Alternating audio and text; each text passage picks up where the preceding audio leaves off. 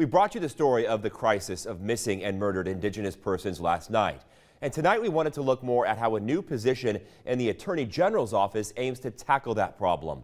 1011's John Grinvald has spent the last 2 days learning more about all of this and brings us the second part of this story.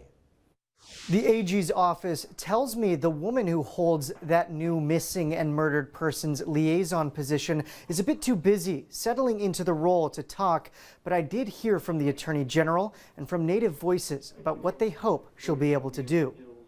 It's an almost invisible epidemic happening in our state and across the country. It is not looked at in the national realm of say, a white person or somebody else missing. You know, they get the TV coverage, but for the natives, you know, they just kind of overlook it. But if you look and listen closely, it's a fear many Native Americans have, ending up as another missing poster on a wall. All of us have had that, and someone said recently, this goes back to the days of Pocahontas being kidnapped and Sacagawea.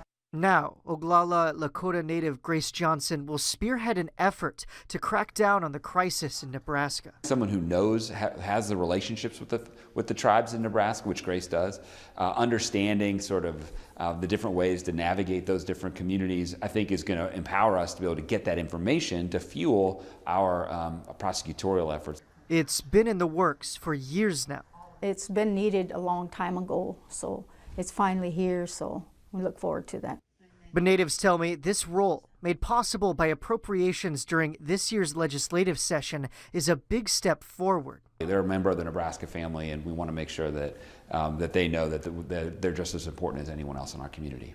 And this victory for Indigenous people in Nebraska doesn't mean the work is over. There's more to be done, and I think this position will be a good test to see what more we have to learn from all of this. It's clear that Grace Johnson will have her hands full in the coming weeks and months, but we'll continue to follow this story and check in on those efforts as they get underway.